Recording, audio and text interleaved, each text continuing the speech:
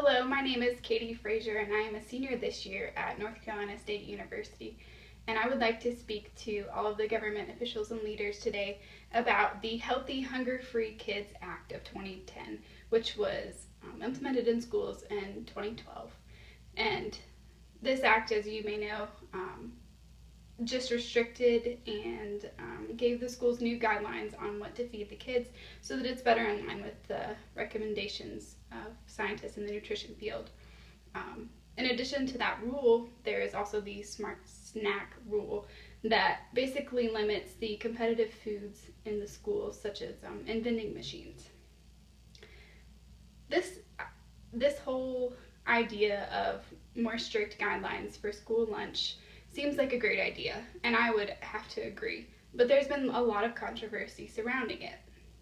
For one, many say that the standards are too high and that schools are having a hard time keeping up with these standards and providing lunches for the children. The director of the Kids Safe and Helpful Food Project at the Pew Charitable Trust says that the solution to this problem is absolutely not to lower the standards. However, the solution to this problem is to give schools the help that they need to make sure that these rules and these guidelines can be met by the workers there. The CDC is also behind this new program that's being implemented. I've pulled up on the CDC's website that you can see under adolescent and school health, healthy students are better learners.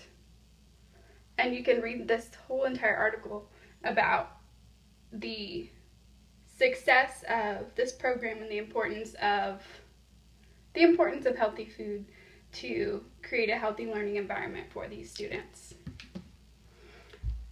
When it comes to giving children choices, a lot of children will choose unhealthy options simply because they don't know the benefits that accompany more healthy options, such as choosing juice over a soda that you can find in a vending machine, or a package of chips instead of fruit out of the lunch line.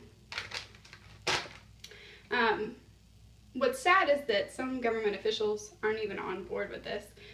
Specifically, Texas lawmaker Ted Poe spoke out against the Smart Snacks rule and disagreed that it was necessary and said that it was just being too strict on our kids.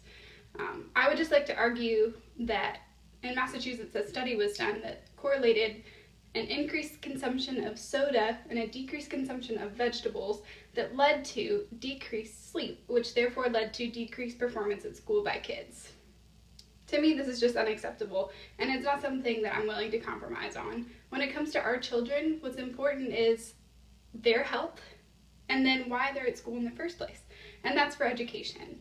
So I would just like to encourage you as leaders in our society to continue to support this rule despite the controversy that surrounds it and despite maybe the pushback that's being experienced now, because in the end we have to support what's best for our kids.